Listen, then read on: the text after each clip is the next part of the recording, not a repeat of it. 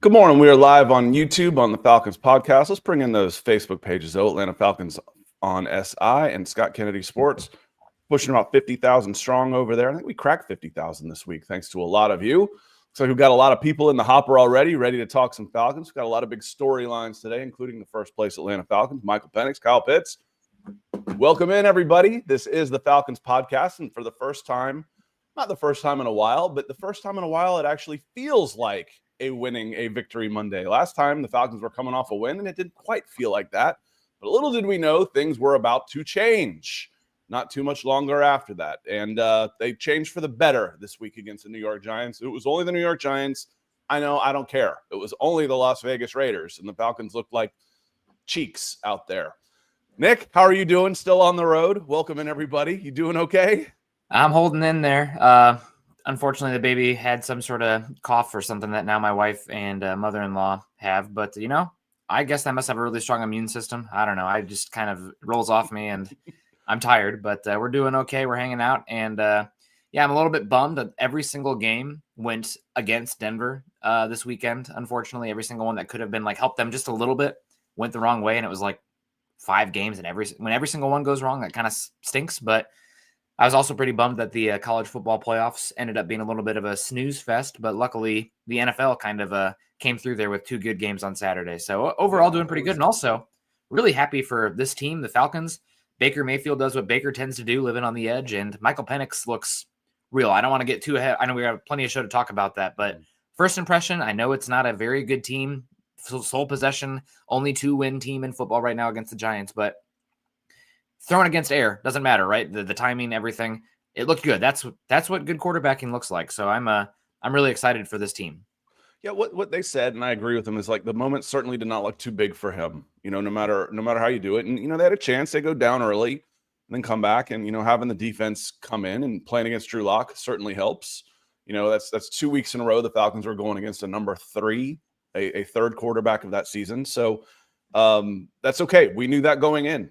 We said at the beginning this team could start 1-4 and still finish 10-7. We knew, at least we thought. I think the schedule is considerably harder than it looked at the beginning of the season, and the strength of schedule bears that out with teams like the Seahawks playing well, and obviously the Vikings and their record helps spike it for sure. I think Tampa is still better than people expected. Right now, the Panthers are better than people were expecting. They're playing some decent football right now.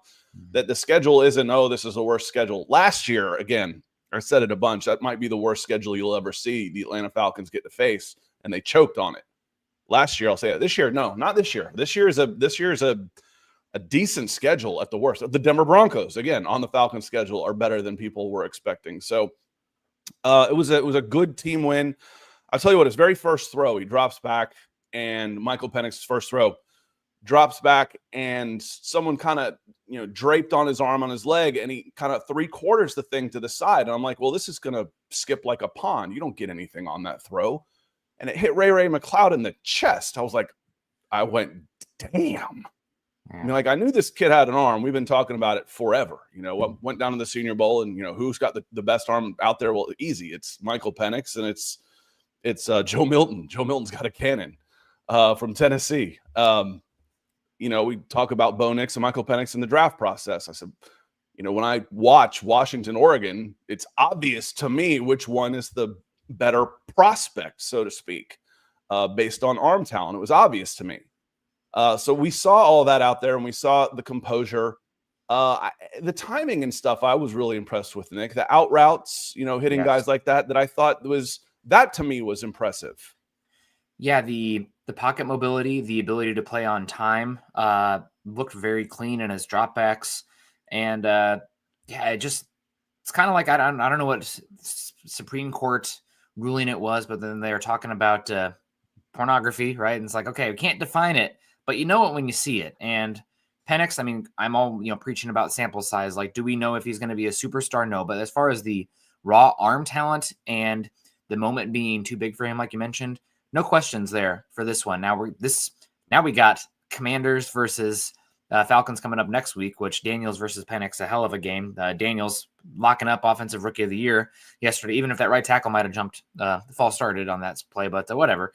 Don't let anything like that kill a good narrative. But Penix looked incredible, and yeah, it's Falcons fans should be excited. And what a gift also from the Cowboys. I mean, right back in the thick of things. And man, are the Falcons just so much more interesting and joyous to watch now that there's this excitement of a young quarterback like that. Yeah, and controlling your own destiny, it's back in your hands. That hasn't always historically been the best position for the Atlanta Falcons. But,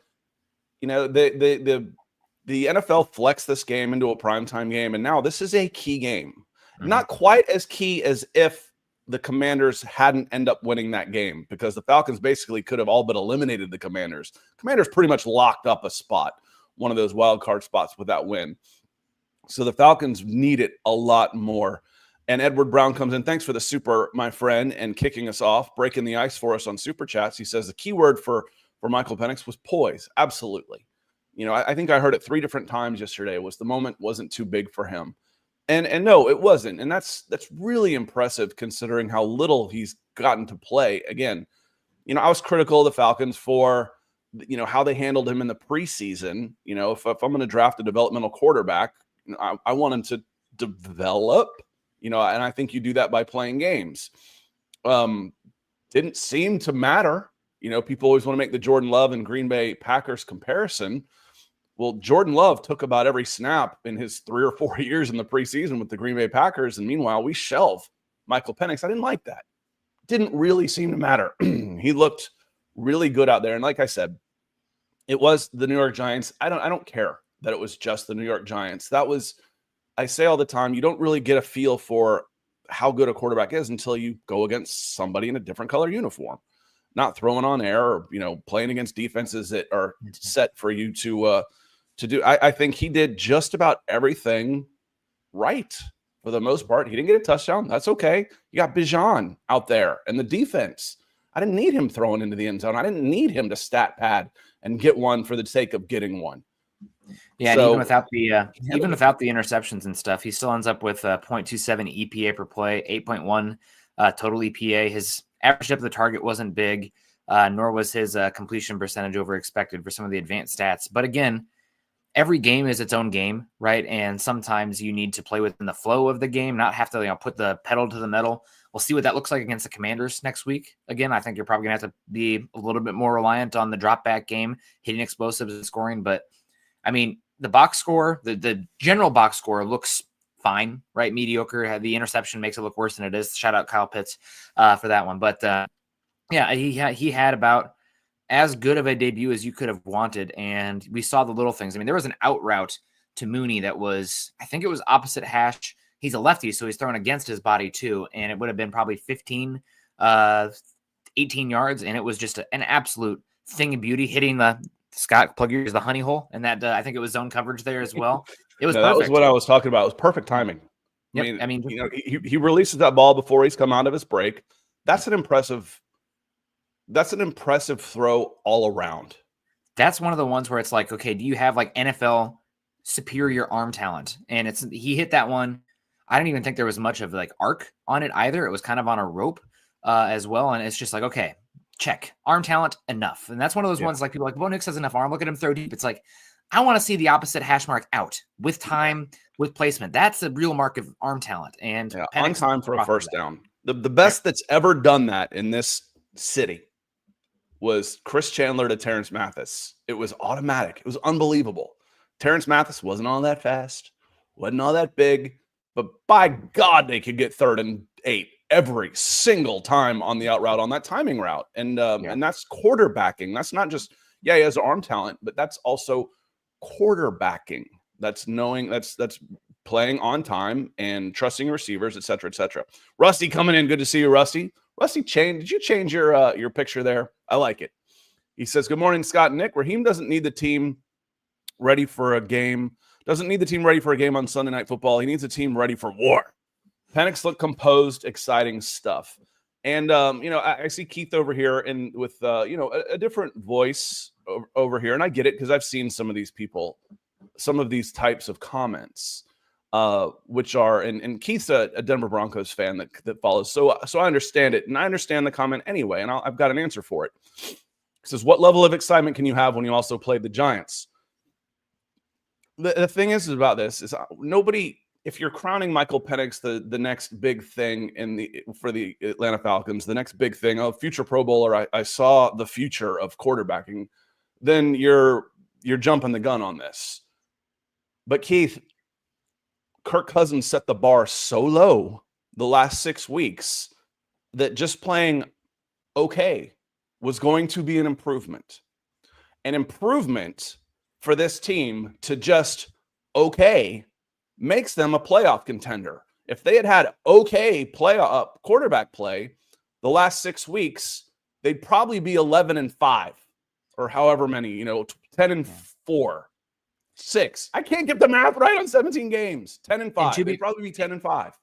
And to be fair, the defense has played different coming out of the bye week as well, in my opinion, just complimenting it. We talked about it. If they're not going to be good, they better take the ball away. And I feel like the clip of taking the ball away has increased dramatically. I don't even think it's take away the Giants game. It's still flying up there.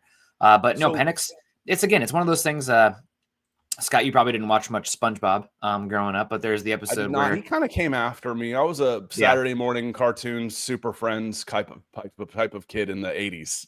There's an episode and then come home and watch the old Tom and Jerry's and Popeye and that kind of stuff after school. Yeah, there's an episode where SpongeBob and his friends get like superpowers. They're helping out, and SpongeBob's got like crazy speed, and he's like, "I'm gonna run to that mountain and back." And he's just standing there like that, and he said, "You want to see me do it again?" Didn't even move out of frame. He's just right there, and that's kind of how I am with the multiple games. You can be excited, right? Like this was a good game for Michael Penix. It's different. He looked like he belonged, and you can see the raw physical tools, which, I mean, you could see those in college as well for the arm talent, at least. You can be excited about that. But as you said, is he the next big thing? No, but can I see you do it again? I mean, that's the exciting part. It was a good first game, without a doubt. He looked like he belonged. We're not going to know. I mean, honestly, Scott, you need like a year and a half of starts. And the way I always kind of do this, like some friends of mine in the football, whatever community, like I'll be excited about a quarterback after one game because it's a foot in the door kind of thing. It's like, okay, you got the frame, you got the arm talent. I see some mobility. Can you actually quarterback? A lot of those guys end up not being able to, but like it's the foot in the door conversation. We already know that. That's like more of a college view on that. But Penix didn't look too big for him, didn't look frantic, and the ball explodes out of his hand. So what will it look like over tougher opponents, a longer sample size? Wait and see. That's the exciting part of it. If you want to dub him, crown him, whatever, that's fine. But I think the floor is very high, and we see that it's not too big for him. It's like watching your pitching prospect come out, and he gets his first start against Double-A competition, okay? Mm-hmm. Double-A competition, but he goes out and he hits 98 on the fastball, and he's throwing 98 after 70 pitches, and he strikes out 9 and only walks 1. Okay, well, it was only Double-A competition. Yeah, but he dominated it. He looked, the tools were all there. The command, the composure, and the tools were all there. So am I excited to see more of Michael Penix Jr.? Yes, I am. Do I think he played better than pretty much any game that Kirk Cousins has played in the last 6 weeks? Yes, I do. Yeah. Do I think he will continue to get better? Yes, I do. Mm-hmm. Did I think that about Kirk Cousins? No, I did not. So those are the things that, like, yes, I'm interested. And I did this again. I even changed this virtual background just when I'm even producing, just so it's on the back. So let's go back over to Mercedes-Benz there. Sorry, y'all. And a big takeaway I have from this one too, just like big picture, Falcons. Again, he looked great. He looks like he's obviously the guy you're going to try to build around the next 2 years, 3 years. I mean, we'll see, right? Like that's like, I'm excited. I'm heaping praise on him, but I'm also kind of like I'm Nick Kendall, right? I'm a little tepid with the like, okay, well, let's see it. We all are, and you fit right in with Falcons fans. Like, yes, we want to be excited, but yes, we also have been burned forever. Yeah. But the big takeaway, just watching as the ball explodes out of his hands, man, Scott, his base is so thin. Like watching his legs, it's like little, like, I don't want to say toothpicks, right? But for being an older guy, I like my quarterbacks built a little bit more like Drake May, right? Where they're absolute behemoths, sand in the pants types. And for me, I know that there's going to be a lot of talk about defense this offseason, maybe weapons as well. I think you need to just really sink into this offensive line and protect him. He's older. He's got the injury history, and he's this old already, and he still looks that skinny to me, which is fine. It's funny. Is like you look up here, and he looks like a running back. Yeah, but the base, it's a really interesting. But he's strong. He pulled out of that sack as someone strafed all over him, pulls out of it and throws it to save a sack. Kirk Cousins isn't making that play. No, I think, but my point is more so, I think the this offseason, we might have some more conversations about really fortifying the offensive line to protect him. It's going to be a lot of, obviously, and he's best player available, but the offensive line is very much in play given his injury history and just how he's built, in my opinion. We've got an article coming out today. Clint Goss has it in my inbox about the blind side, about right tackle, which is, specifically what you're talking about. I'm here. Is making sure you get the right tackle taken up, because Caleb McGarry will not play on that contract next year.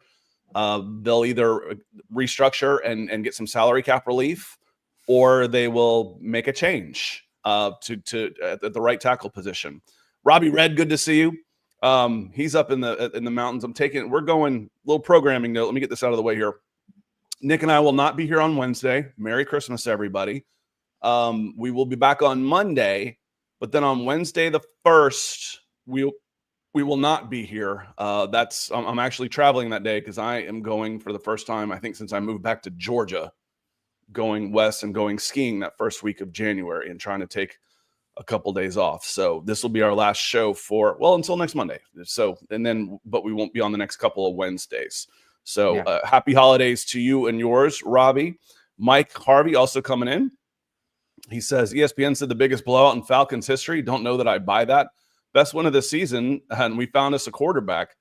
Yeah, there's no way that 34-7, 27 points is the biggest win in Falcons history. There's just no way. There's just no way. I'll look it up later. I can just pull up Football Reference and do a plus minus on their entire schedule, but there's no way that they haven't had a 30-point win in the history of this team. That's insane. I'll eat my words on that, but I'd be shocked if I'm wrong on that, Mike. I agree with you. Appreciate the support, my friend. Hope you are doing well. Again, my point about Penix's base and the legs and everything, Scott, it's not that he's not strong. It's more of a durability question, and we already even if he was built with the history of the injuries he's had, would be something to talk about. But you can't play scared, obviously. But I think that the offensive line is going to be a conversation. I saw a comment in here about flipping Matthews over to right tackle or anything like that. I don't see you doing that to him. But it's not at this age. Yeah, no. not at this age. No, I can't imagine doing that. It's. I don't know which offensive line coach dubbed it, but it said like trying to go from left tackle to right tackle is like switching your dominant hand and wiping your what, and it's awkward and uncomfortable. I've experienced that with broken arms. I've broken both of my wrists on time, but that's a different discussion. Hopefully not at the same time. Otherwise, I don't know what you're doing down there. It's actually how I learned how to shoot basketball. I'm pretty ambidextrous, so I always shot like two-handed. I could finish with both hands, but finally I broke my left arm in 9th grade and started shooting baskets like you're supposed to. Yeah. Then I started dribbling left-handed. Anyway, doesn't matter. Who cares, Scott? The the final, not the final word, but for right now, until we move on to the next subject, is Michael Penix look good? Did he look like was it a mind-blowing Will Levis type of debut where we're going to take his jersey and put it in the Hall of Fame? No, it wasn't, and that's okay. Will Levis, that was kind of a false positive. I thought I saw everything I wanted to from the young man's arm, which we knew. I thought his reads of the blitzes were very good, where if someone's coming in from your left flank and he's throwing right, replacing, we talk about replacing the blitzer. Someone comes in from the slot and sits right down in that spot and we hit him for a first down. Perfect. Very nice.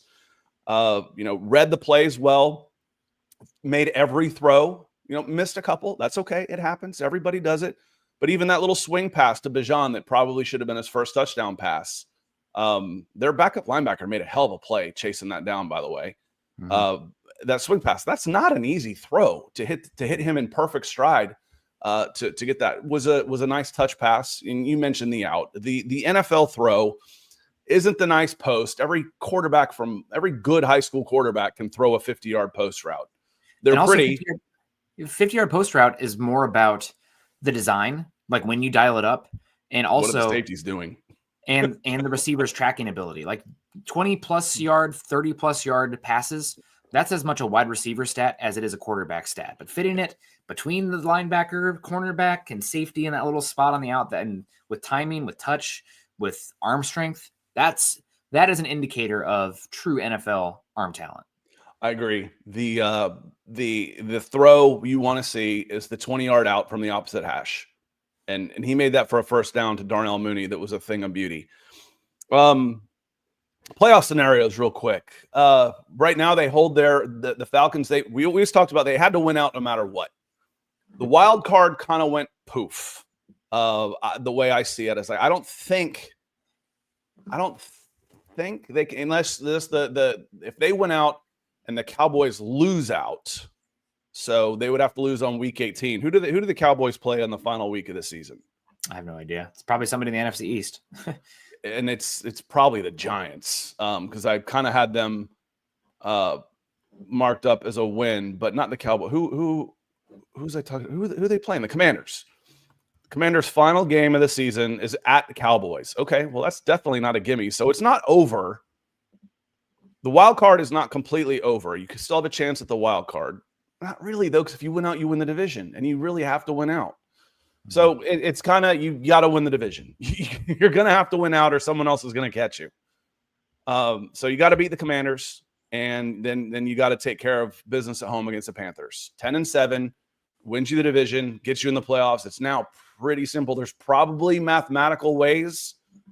Obviously, if Tampa loses a game, another one for sure. But it's pretty simple. You really need to win these next two games. That takes it. That pretty much ends that conversation, Nick. Yeah, I'm pulling up. I mean, if you beat the Commanders and then win against the Panthers, and they also lose the Cowboys, you don't have the head-to-head. I don't think it's a three-way tie, so it won't come down to conference stuff. So that's a pathway that would require Commanders losing the next two games. But I mean, you have to win the head-to-head anyway, so that's the next game. It's a big one, without a doubt. And I don't even know who the Buccaneers play next week, but that should be you got the Saints at the Bucs. So I mean, really, it is set up where you need to take care of business. So we'll see what happens with them down the stretch. Who's the other team in the NFC South? You got the in the NFC South. It's the Buccaneers, but then it's the Saints and the Panthers. But the other team that you needed to watch for was the Seahawks, and you needed the Vikings to win, and they came back and did win. Yep. So the Falcons were going to need some help because then you needed the Seahawks to lose to the Rams. They're at LA, and that one might have some divisional not simplification. What's the word I'm looking for here? Ramifications. Thank you. Some divisional ramifications also. But right now, you got the help from the Cowboys that you really needed last night against the Buccaneers. You control your own fate again. And that's a good position to be in. It's not completely over if you lose the Commanders, but it makes it really, really, really improbable if you're sitting at 8-8 on the last week of the season going in, then you're going to need a miracle. You're going to need a miracle to make the playoffs. Frankly, I was thinking about this, watching this, and then we're going to get to Keith because I have a lot of thoughts on this too. Thinking about this, I'm like, I'd rather be 10-7. I'm thinking, okay, Falcons win this. Let's say they win out and miss the playoffs because Seattle wins out. After Washington won, the wild card became tough. Let's say the Buccaneers went out. Dude, I'd rather be 10-7 than 8-9 and back into a playoff spot because everybody else just stinks. Like Tampa did. They won the division at 8-9, and they were a bad football team. It's like, oh, Scott, you're out of your mind. It's playoffs no, it's not for me. This is a long haul for me, and I'd rather be a good football team and miss the playoffs than a crappy one and make it. And 10-7 to me shows, especially after the quarterback change, you win these last three games with Michael Penix, and you basically put a stamp on 2025 that, hey, we're going to be a team to be reckoned with. We got our quarterback moving forward for a long time. I would rather have that than back into the playoffs at 8-9 and get blown out in the first round. That just doesn't do anything for me.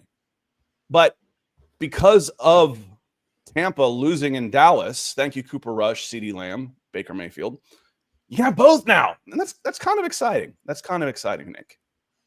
Yeah, it is exciting. It's fun to see. I think talking here about Kirk Cousins cap hit like you have here, it does sound like I sent you a bunch yesterday, Scott. Obviously, they were talking about it before the Falcons game kicked off. It seems like with the no trade clause, the Kirk Cousins will veto any trade opportunity to force a release. So I'm not expecting a trade to occur there.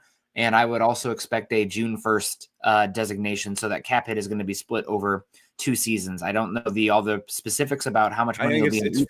It's basically the same as if he was still on the team. So it's probably going to be 40 dead next year in 2025 and then 25 dead. But he had a $57 million cap hit in 2026. You were going to cut him. The plan all along was to cut him then anyway. It was a 2-year deal. Yeah. And you get $30 million back on a $25 million hit. You've got your quarterback room is then relatively inexpensive because you have a rookie quarterback. Yep. But Keith, and I'm not going to play this for everybody, but I am going to drop this short. The short that I just dropped in the chat. This was my take on Monday after the draft about how stupid it was to sign Kirk Cousins. So we're not talking about hindsight here. The Falcons treated Kirk Cousins as if they regretted signing Kirk Cousins from the moment they signed him. It was a mistake. If you wanted Michael Penix Jr., fine. If you wanted to build for the future by drafting guys that were going to replace Grady Jarrett and David Onyemata and refortify your defensive line, fine. But don't put $90 million guaranteed into a quarterback. You do it like the Vikings did it. The Vikings went out and got Sam Darnold for 10. Nobody had any idea that he was going to be as good as he was. But if he plays okay, then they're probably about where the Falcons are, hovering around 500. Instead, he's playing nuclear and he's going to make a ton of money. That's a little lucky. That's lucky, and frankly, it's good coaching. Kevin O'Connell's freaking good, and Justin Jefferson's is the man. Yeah. Drake London is a man. Justin Jefferson is the man. Yeah, the only conversation. So Keith, my answer to this, real quick, Nick, and then I'll hand it over. I think the Falcons are okay with Kirk Cousins. Well, one, they have to be. They're not going to have a choice in this. They've already guaranteed him the money, so they don't have a choice. They better be okay with it. 2, yes, with a rookie contract on the quarterback, you can survive it because you allocate about 50 to 60 million into the quarterback room anyway. But 3, and most importantly, is they didn't have to. They didn't have to do this. And it was stupid then, and it's only proven with time to be stupider. So hit on the quarterback, and it helps alleviate the pain. But damn, wouldn't it be nice to have $65 million in the next 2 years to put into the rest of the team? People are like, well, it's not that, this is it, the $10 million. Why not just keep him as a backup? That's not that much money. You know how many, Nick, do you know how many Atlanta Falcons have a cap hit over $10 million? Do you know how many? 4? 5. 5? 5 of them. 5. So 10 on a 53-man roster, there are 10 players that have a cap hit over $10 million. I think Jesse Bates is the 6th, and he's at $10 million. $10 million is a significant player. And it's just pissing away. And what makes me so angry, again, I don't get mad about games. I get mad about stuff like this. What makes me so angry is these morons took the biggest cap hit in NFL history just 3 years ago. 2022 with Matt Ryan at $40 million was the biggest dead cap hit in NFL history just 3 years ago. And in 2025, they're going to add a $65 million dead cap hit. Man, I need to get on Arthur Blank's payroll so I can lose hundreds of millions of dollars and get paid for it. So, Keith, they'll be okay, but they shouldn't have to be. That's what makes me so damn mad. Yeah. And be honest, when we were talking, when the offseason last year, I was like, okay, your options are draft a quarterback or Kirk Cousins. And I was like, Kirk Cousins makes sense if he's healthy.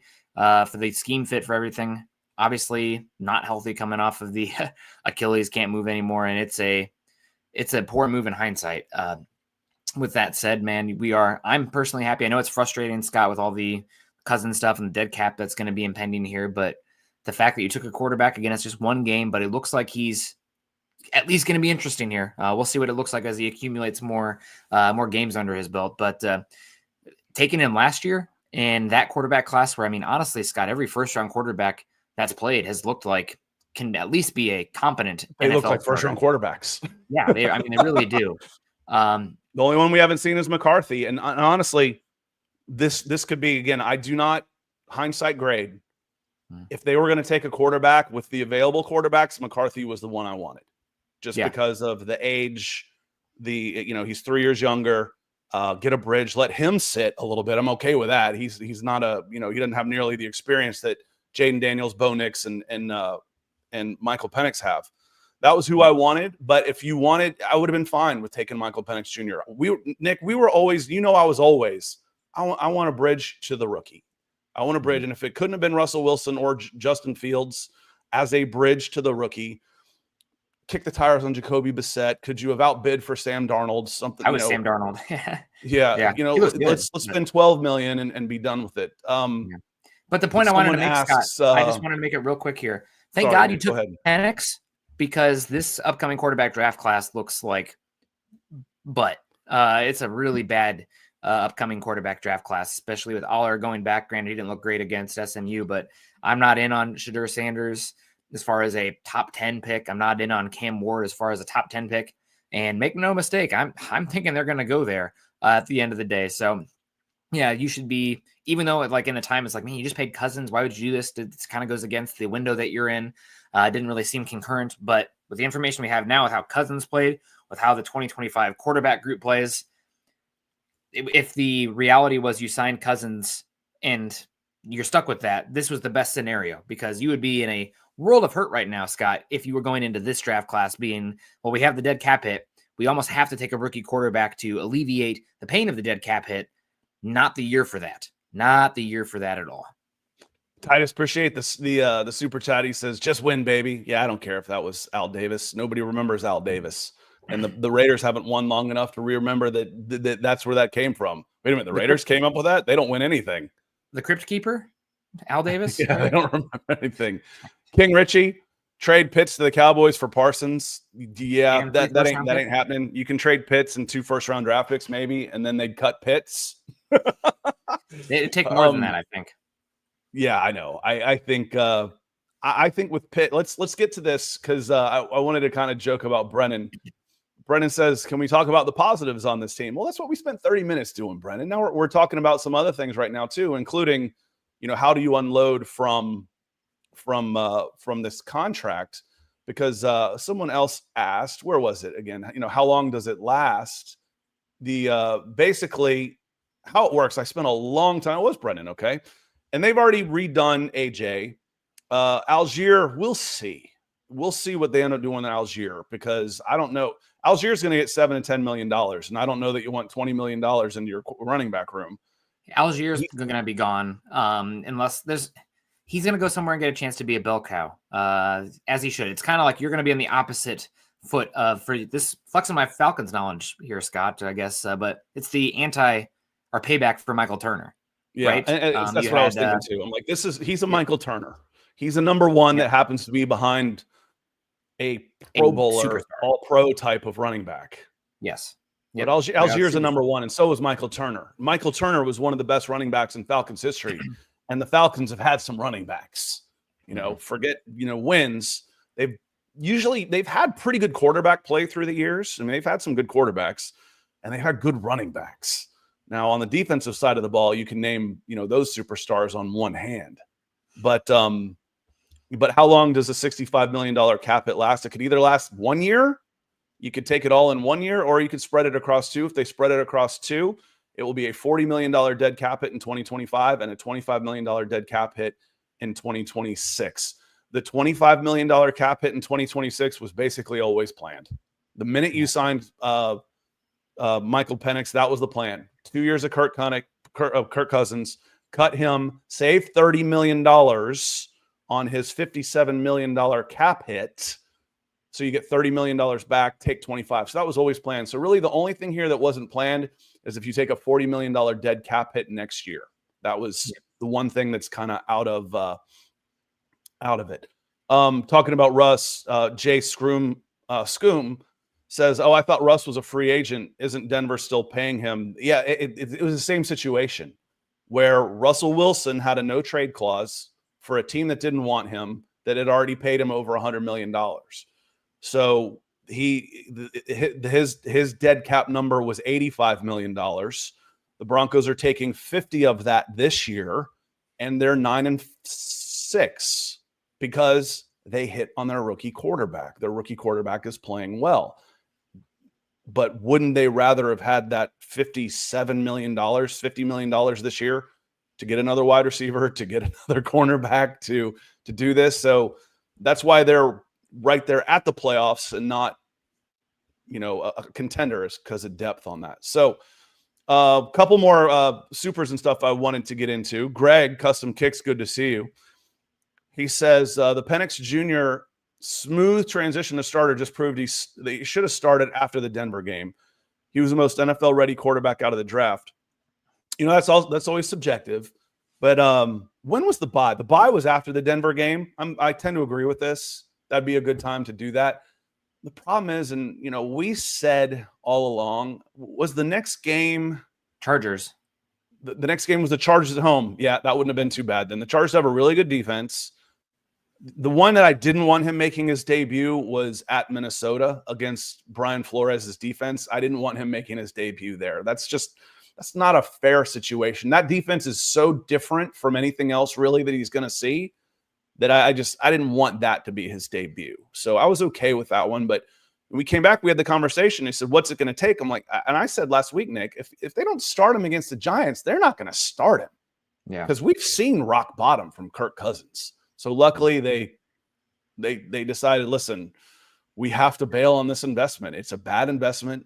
We can't keep throwing good money after bad, basically losing games and not, we've got to take our money out of this and put it into this guy and just take a loss, speaking of like investing.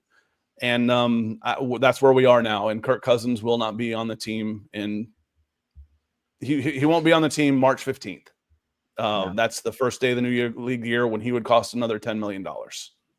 I did want to give a shout out to the run game in this game. Obviously, Bijan Robinson, and I know Algier didn't have the most gaudy statistical game, but just the ability to move the pocket a little bit and not be so statuesque, having to work in, different stuff just to protect Kirk Cousins, who can't move. Now, Michael Penix, in college at least, he tested well, but in college was not the most mobile quarterback. But there's a difference between being, more of a pocket passer who has a little bit of mobility versus what we saw from Kirk Cousins during his tenure in Atlanta. So I'm excited about the run game going forward, what that can look like.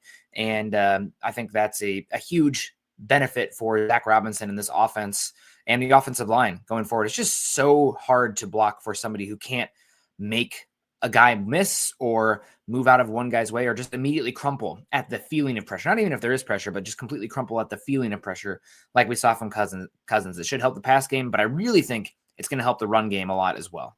Yeah, I agree. And I think we'll start seeing the ball go downfield more as they start becoming a little bit more comfortable with one another. We'll see them push the ball downfield a little because you've got weapons. If I've got, I don't care if Drake runs by people or not. Mike Evans hasn't made a living, isn't a Hall of Fame wide receiver because he's just flying right by everybody. He's a power forward playing on the outside. That's who Drake is too. I think if Drake ends up having a career similar to, and it's kind of the path he's on, similar to Mike Evans, we're going to be freaking thrilled. I think Mike Evans is just phenomenal. Hall of Fame. And you can get deep with Mike Evans is my point. Yeah. I honestly really like the role that they're kind of carving out because it's, again, this more Rams-centric kind of. Cohen comes from the Rams tree as well. But this power slot kind of stuff, we saw it a little bit with that first, I think it was the first Bijan run where, shout out to Drake London, nothing gets me going like wide receivers who block. And he just, was it Banks out there, the cornerback for the Giants? He just rode him and the Bijan got out. And Banks, most wide receivers would have let that block go. And we had Drake London holding on to that one. But yeah, we'll see what happens with London. Mooney as well. This is it's an exciting formula. We'll see what happens with the offensive line and everything like that we talked about earlier. But yeah, I'm excited about London. I just don't know if he's going to be a true classic X in the world of Mike Evans, where I think a lot of, I'd be curious to see what his stats are slot versus X. I think he can. Obviously Mike Evans would thrive in the slot too. But when you think of the quarterbacks that Drake London has played with, I got to get him the ball. Yeah. And Marcus Mariota is not all that accurate going, out on the longer throws. Desmond Ridder and then Kirk Cousins and Taylor Heineke. Those are the four quarterbacks he's had. So it could be different with a guy that can push the ball downfield. We'll see. I'm here to find out. He's 23 years old. Michael Penix is 24. These guys should be, that's why you drafted them. The next 10 years, they should be Julio and Matt. Now Julio could fly. Julio is just different. Mike Harvey says, got to win out. Maybe a bridge too far with Washington. I'll tell you what, this will be interesting though. What is the criticism that we've had of the Atlanta Falcons in winning close games? And what is the criticism we've had of Dan Quinn in winning close games? This is the movable object meets the resistible force. What's going to happen? Was it Dan Quinn? Was it the Falcons? Was it both? I tend to believe more in the Falcons curse. I've seen it for 40 years. But I think this is going to be a really, really fun, interesting game. And I'm thankful for it on the end of December that we've got a really fun, interesting primetime game with playoff implications for the Atlanta Falcons. It's been a while, Nick. Yeah, it has been a while. And again, 2 rookie quarterbacks. I saw somebody earlier talk about the script, I think half jokingly. But now that Penix is in, the script is far more interesting for the Falcons to get in than Tampa Bay Buccaneers, right? These young quarterbacks, I think it'd be Baker Mayfield's chaos on both ends of the spectrums, right? He has the high highs and the very low lows, like that stupid fumble yesterday to lose the game. But Penix is far more interesting going forward. So hopefully, if there is a script, I think it would favor the Falcons going forward. Yeah, Keith and Ellen Johnson showing up with the stars. Thank you, sir. He says, good morning, guys. Overslept. Hopefully we can win out. It's nice to have hope. Yes, it is. It's the hope that kills. No, it is. And that's the thing. If you're going nowhere, get rid of the old guys. We want to see the young guys, and especially when the old guys are the ones costing you games. Kirk Cousins was here to elevate the quarterback position to at least just average. Average quarterback play for this season. And we said this last year too. Even average, this is an 11-win team. Last year, average quarterback play, it was probably a 13-win team against that schedule. So it is. And again, is anybody here saying Michael Penix is, he's the next big thing? No, nobody's saying that. But I'm here to say that Michael Penix is a 24-year-old quarterback with a lot of upside that has already looked better than Kirk Cousins did in the last 6 weeks. It's an improvement. Get better. I like getting better. Getting better makes me happy. Keith Brugman says, an early Christmas present with Penix looking good in his debut, but what other present would you like under the Falcons Christmas tree this Wednesday? This one's too much to ask for. My daughter loves horses. She's like, I want a horse. I'm like, yeah, I can't have a horse in my neighborhood. It's not going to happen. But it would be Kyle Pitts, for Kyle Pitts to become the guy that he was drafted to become. And I think that's kind of one we'll kind of wrap this up on Kyle Pitts as we move out of the show. So this is kind of your 2-minute warning. And also, we've got a lot of new faces and listeners today, especially on YouTube. Make sure you hit that subscribe button because we go live at different times, different places. I'll be in Mobile again for the Senior Bowl, and we'll go off schedule. So make sure you get that notification when we go live. Appreciate you checking in. I had a feeling this would be kind of a show again because who just said it? Keith said it's nice to have hope. Yeah, it is. It's my daughter's middle name is Hope because I believe in it.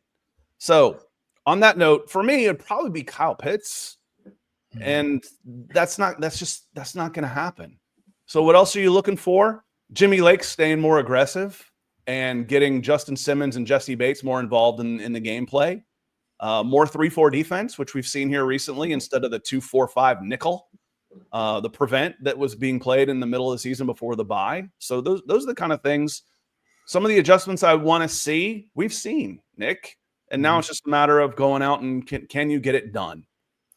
Yeah, for me, it's the Buccaneers making it easier for you down the stretch and losing to Carolina, where all of a sudden Bryce Young's playing like the best quarterback out of that draft class of the last. I mean, not Stroud's fault, but yeah. Hopefully beat Dan Quinn in Washington. That's what you want for Christmas, right? That now. Too, yeah. But also a Buccaneers loss would be pretty grand as well, and just Penix continuing to play well. That'd be fantastic. So we got Rio coming in, says Penix versus Daniels. Let's get it. Yeah, that should be eyeballs are going to be in there, Scott, no doubt. Speaking of the eyeballs, that'll be a lot of fun. But I agree with you. I think Jaden won the that last minute drive to win it against the Jalen Hurts-less Eagles. I think that's the Eagles' first loss since the Falcons beat them. Did they start 1-2, or was I feel that like their they- first loss? They I haven't don't- lost many since then, because that's only I their know. third loss. I'm not sure. They haven't lost in a long time, but I see. That was their first loss since Tampa Bay beat them 33-6. Beat them down pretty good. Eagles can't handle the South. Those Guess are not. northern birds, I guess. Yeah. No. But yeah, again, it's the Falcons, Dan Quinn, playoffs on the line especially for the Falcons. I think the Commanders took care of business. I think they're in. And Daniel's pretty much locked up without 5 touchdown passes. And not only that, the 5th one was on a 2-minute drill with 30 seconds left to beat the Eagles when that was the game that went long. So everybody was watching. He locked up Rookie of the Year. Getting back to Keith on this, and then like I said, this is kind of what we're gonna wrap up with. Actually, I'm gonna come back to Keith because I want to shout out to Sam. Appreciate you, Sam.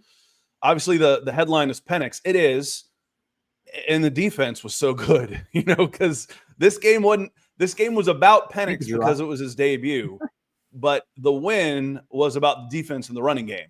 I'm here for that. I love that, and that's what you want to lean on with a rookie quarterback.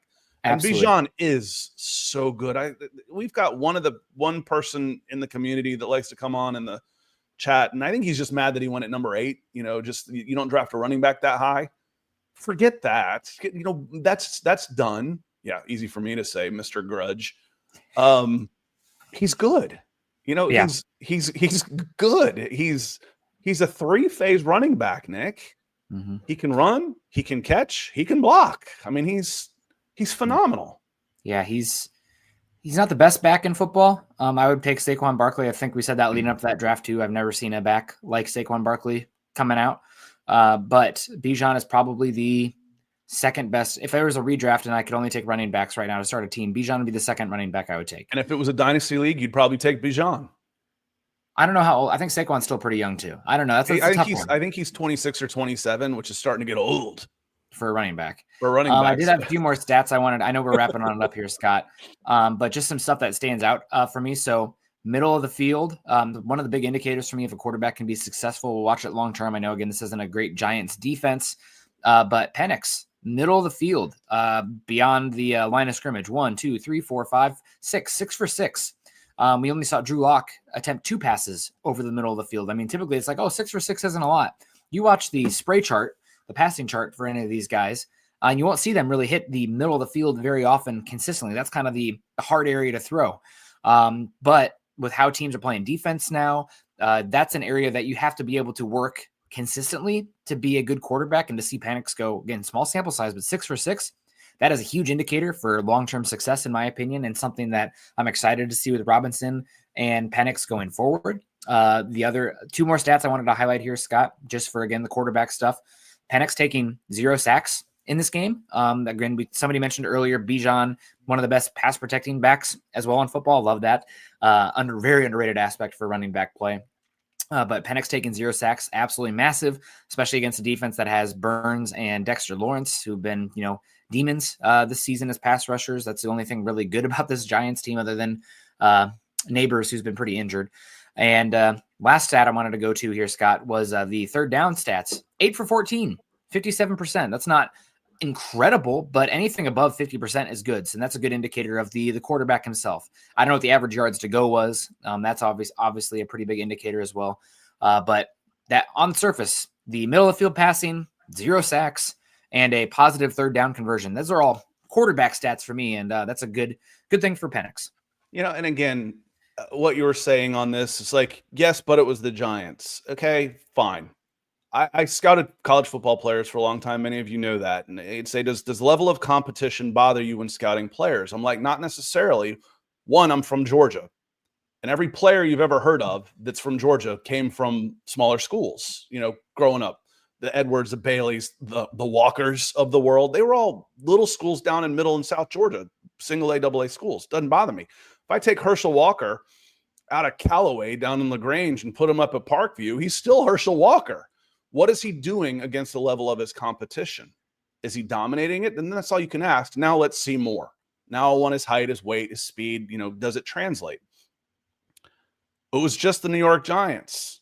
Yeah, but they dominated it. They put a stranglehold on that game. They did everything that they were supposed to do. What more did you want? They could have come out and gone 4 wide the whole time and had him throw it and try and stat pad, or you could go out and just put a stranglehold on him and get his feet wet and lean on your defense and your running game, because it was just the Las Vegas Raiders last week. You all remember this show last Monday? What the feeling was around here? It was very different. Both 2-win teams. Very, very different results despite both being W's. So yeah, it was just the New York Giants. You dominated the New York Giants. You did what you were hoping you would do. Now let's do it against Commanders. Let's see what happens against Commanders.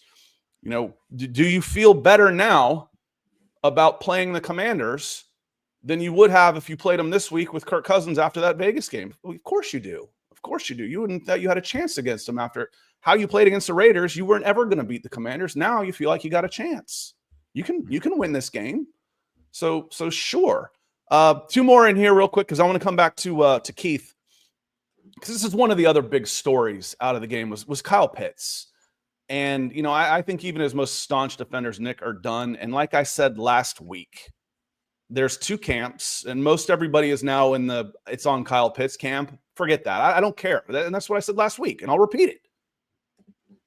Is it Kyle Pitts? He's not being targeted. Is it Kyle Pitts? He's being ignored by the running backs, or is it Kyle Pitts that he's lazy and he's out there just putting in a shift, and he's a liability to the team? It doesn't matter.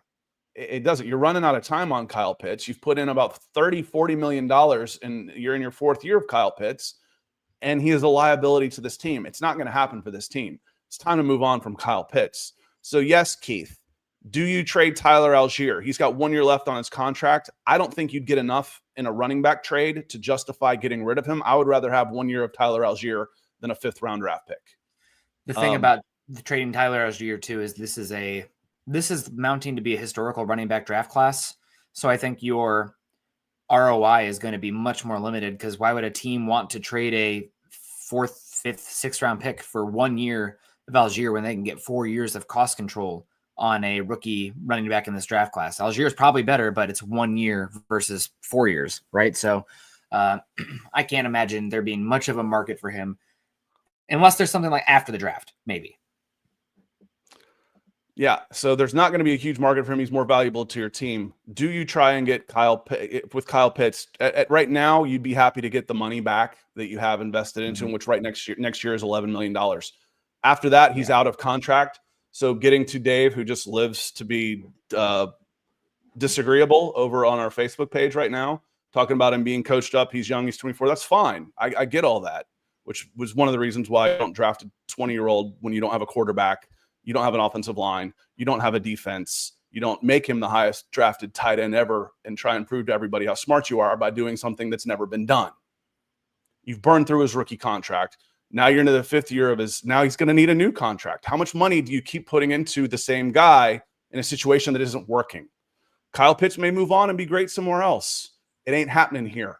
And you get out while you can before you dump more good money after bad. I think you probably, if someone were to say right now, I'll give you $7 million of $11 million that you can then invest back into the team, $7 million of cap relief and a 5th round draft pick, I'd take it. I'd take it because he's a liability to the Atlanta Falcons right now. Yeah. T. Miller coming back in, talking about the quarterback, said, we tried the cheap route with Mariota, Ritter, and Heineke. We took the risk on a guy like Kirk Cousins for the players and fans. We invested heavily in the most important position in hopes of one or both hit. Now it's on Michael Penix. Yeah, and with Kirk Cousins again, nobody's ever done it this way for a reason, T. Nobody goes out and spends $100 million on a free agent, 36-year-old free agent coming off an injury, and then doesn't try and back him to win. That's just not how you do things. And there's a reason why you don't do things like that. Going back to the cheaper route on this was the Ritter draft was one of the worst quarterback drafts in the history of the league. The Falcons came into a time of not having a quarterback at a bad point in time. Yeah. Who are they going to get? Justin Fields, Mac Jones. Okay, the next year, the first guy off the board was Kenny Pickett. You know who the second guy off the board was, Nick, in that draft? Was it Desmond Ridder? It was Desmond Ridder. Yeah, it was a terrible Desmond class. Ridder was the second quarterback in that draft. Yeah. You know, so and then the next year, who was last year's guys? You know, could you try? It was Bryce Young. Okay, Bryce Young, CJ Stroud. There were some Anthony Richardson. I think Will Levis was that. Those were the guys there. And right now it looks like CJ Stroud. It looks like there was one of those guys. So it was a tough time to not have a quarterback. And to go, I had no problem. I was always for getting the rookie quarterback in this class. Always. Yeah. I bucked hard at giving Kirk Cousins $90 million guaranteed. You know, again, we've talked about that a zillion times. But we are where we are in Penix. That's good. Big win. Here we are. Michael Penix hits. It's gonna make everything okay. And that's what we've said since he was drafted, no matter what. You're gonna forget all that if Michael Penix ends up being the dude. Because if you've got the dude, you're in contention for the next decade. You're playing at a high level. Even if you have a season like Joe Burrow, where everything else is kind of falling apart, they're still kind of hanging around 500 because Joe Burrow is a dude. He is the dude. You just reshuffle the deck, right? It's a opportunity. You knock on the door multiple times, and luckily the path in the NFC is far easier than the AFC. I mean, right now probably five of the best six quarterbacks in football all reside in the AFC. So pathways there for the NFC and the NFC South. So on that note, I want to say thank you to everyone that has come in with some stars and support. And those of you who are watching who have hit the like or share, that helps a ton. It absolutely does. We're knocking on the door of 7,000 followers on YouTube because of folks like you sharing and liking and all that type of stuff. So thank you so much. The support with Super Chats coming in first with Edward. Rusty was here. Robbie, Mike a couple of times. Keith a couple of times. Titus, good to see you. Greg and his custom kicks. Check out his YouTube channel. Good to see you as well. Mike Harvey, Keith and Ellen Johnson always throw in support. Our Keith's here. Rio, love the name. Not in the picture, just always makes a smile when we take time to look down on it. Sammy, you probably don't like. He looks too revered to be called a Sammy. Mr. Klontz would be a better way to say this one. Mr. Klontz and T. Miller finishing us out. Thank you. Also, could use some prayers for one of our members, Troy Green. He's in here a lot. Lost his father this weekend. So if you've got a moment to say anything, you know, just in your heart for Troy, please do. If you're friends with him on Facebook, reach out. His daughter is putting together some a GoFundMe for some past arrangements. Keep an eye out for that, please. On that note, we will not be here on Wednesday. Happy holidays, Merry Christmas, everybody, for those of you that celebrate, and just enjoy the time off if you don't. Yeah, and we will be back on Monday after what should be a hella fun Sunday night football game, and hopefully the Falcons come out with a win because they need it more than the Commanders. Commanders, you can lose and keep playing. Yeah. The Falcons need this one. Yeah, we'll see. But good competition. Should be a lot of fun. And even if, let's say, the Falcons kind of disappoint down the stretch, it's going to be an exciting offseason because it feels like you have some hope building for this team and some continuity. So all positivity here. Happy holidays, everyone. Yep. Thank you. We'll see you on Monday after a late night on Sunday Night Football, and then we'll be here bright and early to discuss the game just before the new year. Happy holidays, everybody. Thanks for being here. Peace.